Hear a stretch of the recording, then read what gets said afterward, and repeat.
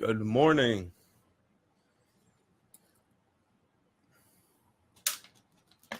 Good morning. Good morning.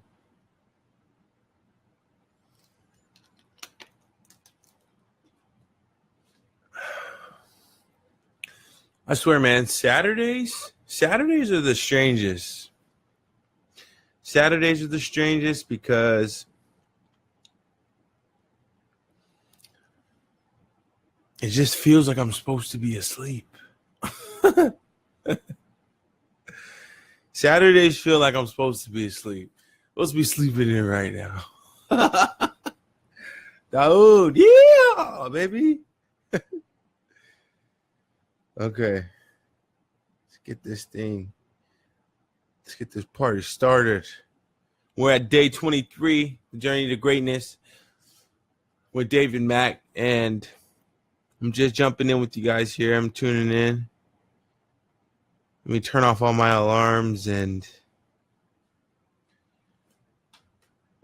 the music cranked up.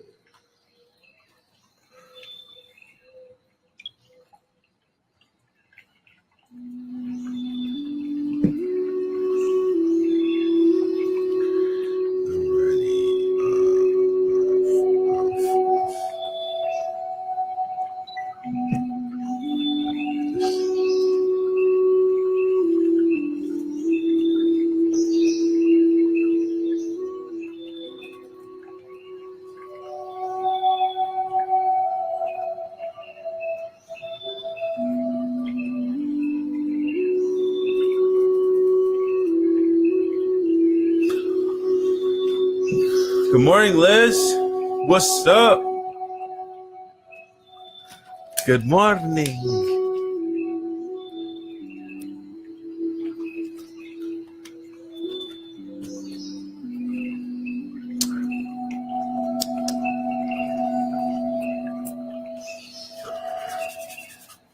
Ooh.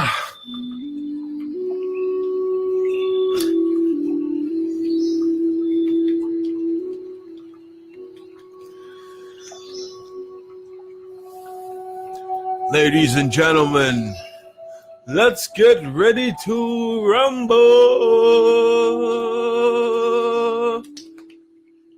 Let's go.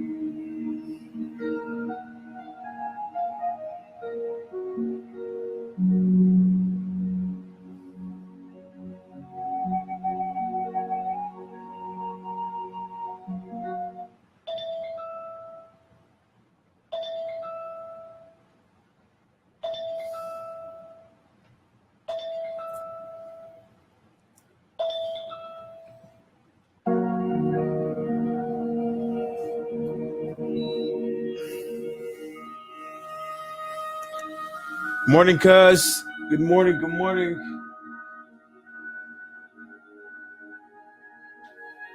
Who else is on? Is it Shayna?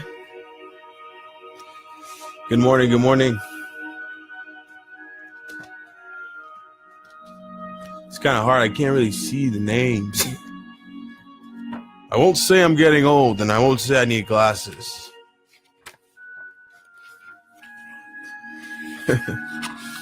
All right, so as all you know, now we go into our reading segment for everyone who's just joining us or recently, newly joining us. We go into the reading segment now.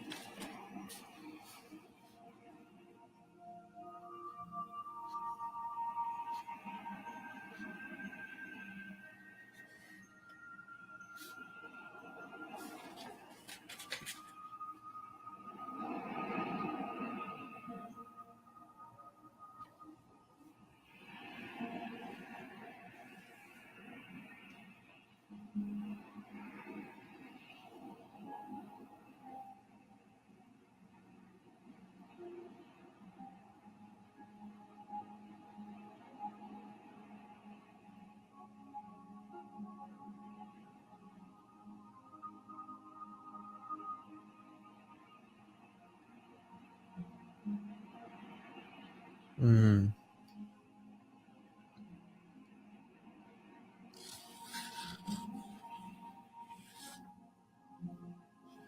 Gotcha.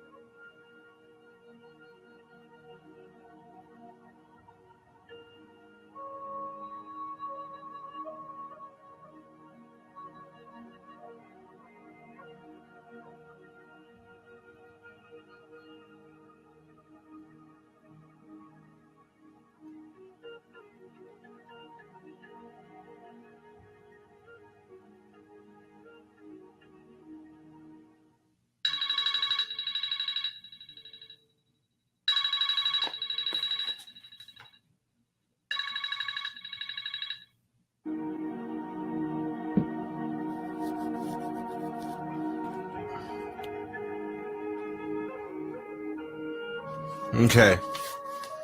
So this is getting a little bit intense, this book here. We're still not past like the introductory phases, but I'm gonna go over it because it's fresh in my mind.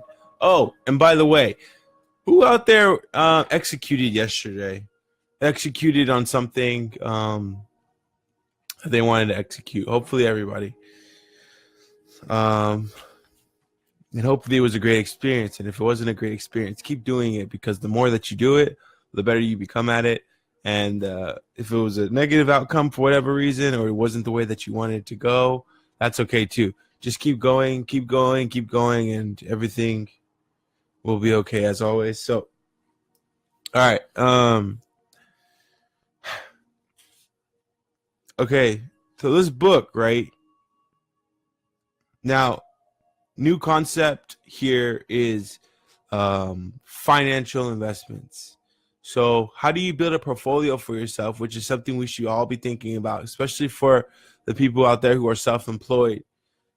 We and so for the people who work at jobs, like we have 401ks, and then we have financial advisors who help us diversify our funds, or put our money that we earn into different savings accounts or different money-making vehicles. 401k is probably the most popular one. Mutual funds is another one.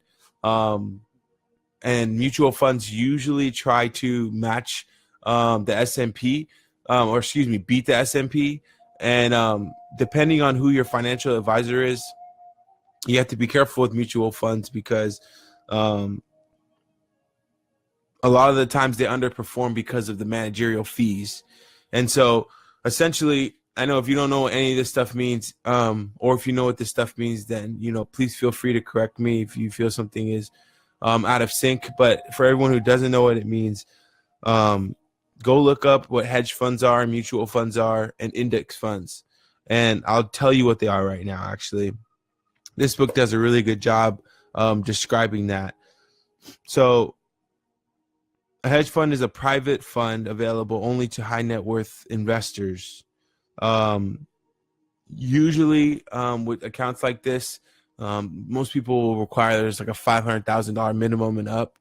And so then there's a number of different investment packages that hedge funds actually offer. There's one hedge fund, I think, called Hillstone down in up in Bellevue. They have a really big, and my good buddy Blake runs that, and it's pretty cool how they have everything like set up over there. So the managers have complete flexibility, so the people who are managing the money to bet on both directions of the market, whether it's up or down. They charge larger management fees, typically 2%, and share the profits. 20% of profits go to the manager. So a mutual fund is a public fund available to anyone. In most cases, they are actively managed by a team who assembles a portfolio of stocks, bonds, or other assets, and continually trades their holdings in hopes to beat the market. And an index fund is also a public fund, but requires no active managers or no financial planners, right? The fund simply owns all of the stocks in the index. And for example, they would own the 500 stocks that are featured in the S&P. There's like over 40,000 stocks available for us to invest in, and all of them come in waves of different indexes. So it's about doing our research and being very involved to pretty much figure out which index is going to perform the best. But it's the safest route, apparently, because what it does is it fluctuates with the market. So if the market does really well and you bet on the index, or if you bet on that index and the market in that index does really well, then you usually match the returns that index is, pretty much giving back to the investors, the total portfolio performance. I know. What do you think? Oh my God, what the hell are we learning? Well, like I said, it's the ignorance part of uncovering the veil of what we don't know. And so I think it's important for us to know this stuff, because as well as many other things. But this happens to be the book that we're reading. So I'm going to break it down as best as I can. But essentially, that's pretty much where we're at with this today. And why is this important, right? I guess the biggest reason is because, well, in the book, it says that essentially if you overpay by 1%, it will cost you 10 years worth of your retirement income.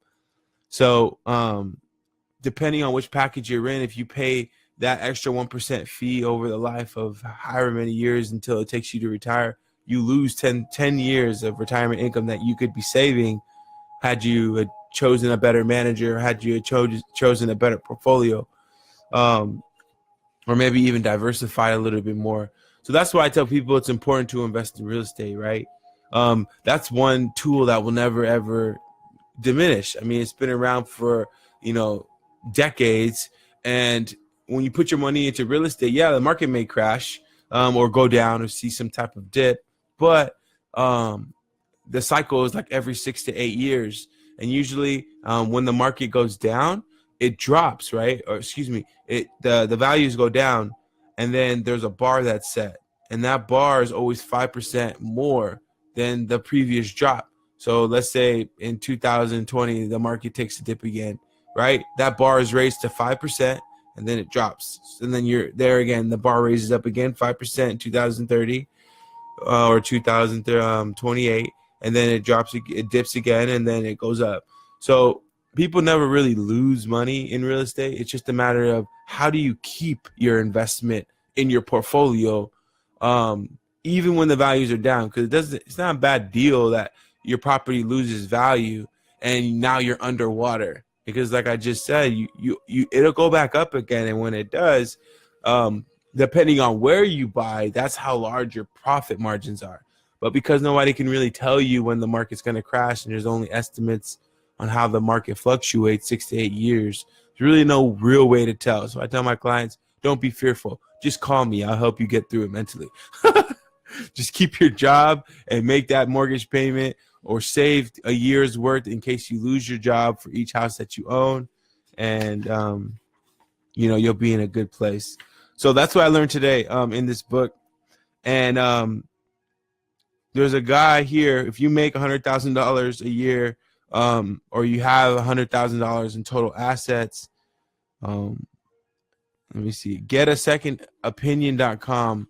So this guy named, what's his name? Paul? He said his name was Peter. I think his name is Peter.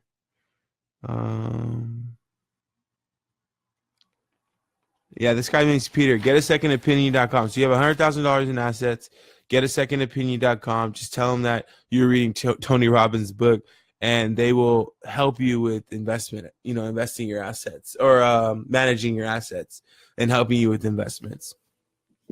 If you have like $3,000 or $2,000 in your account and it's just sitting there and it's chilling, seek out a financial advisor. They have them at Chase. They have them at like Wells Fargo. They have them at all the banks, and see what they can offer you. Like, go into the bank and see, hey, I have $1,000, $2,000. And if the financial advisor, because I used to be in this industry, the banking industry, if the financial advisor is being rude or mean to you, fire them. Go find another one, because it doesn't matter how much money you have. Everybody deserves to be treated like $1 million client, because we're all capable of becoming $1 million people and, having $1 million portfolios. So if they don't treat you with that respect that you deserve, walk out and go find another one. Go to another bank, or just call them out on their stuff. But with that, I hope that was helpful. Hopefully I was able to expose some new knowledge to you here. And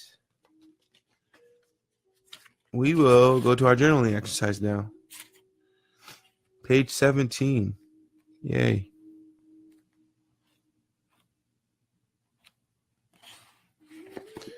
And the cool thing is, if you didn't catch what I said, you could always read this. You could watch the movie over and over again, or watch the video. Awesome.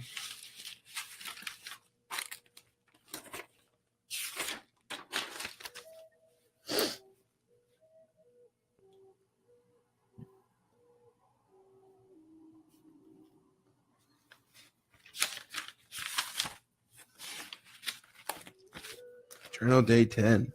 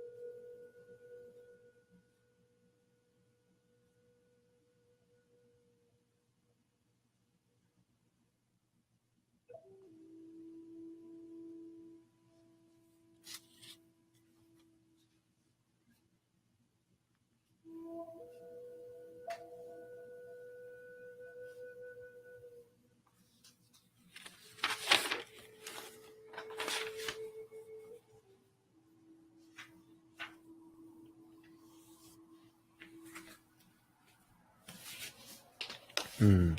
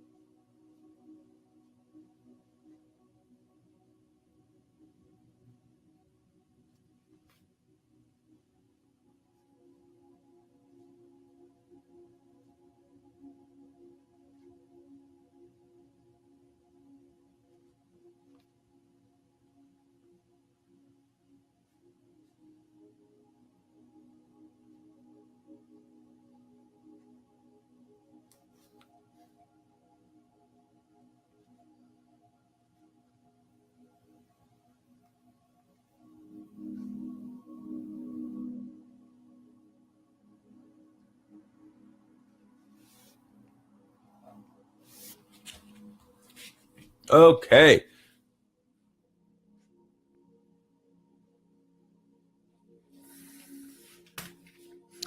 Thanks, Daoud. Love you, man.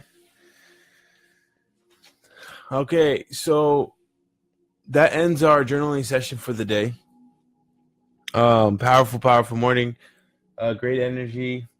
Now, one little thing that I remembered while I was writing my journal today is when you're defining the things that you want to show up in your reality, be specific. Be as specific as possible, so that you don't get what you want and something else feels the pressure, or something else is being sacrificed for that thing. So as you're defining, for example,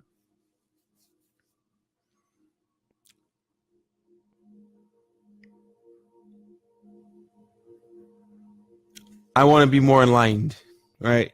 I want to be more enlightened, but I do not want to like sacrifice my personal well-being necessarily. Like I don't want to get like consumed. Okay, maybe that's a bad example. Um, let's say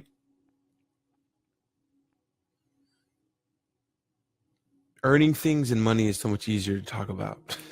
Well, not really. I won't say that. But let's say you want to be a millionaire. Only because I know there's an example in my head that I usually use all the time. Let's say you want to be a millionaire, 100,000aire, whatever it is, right? You say, oh, I want to make $1 million by any means possible.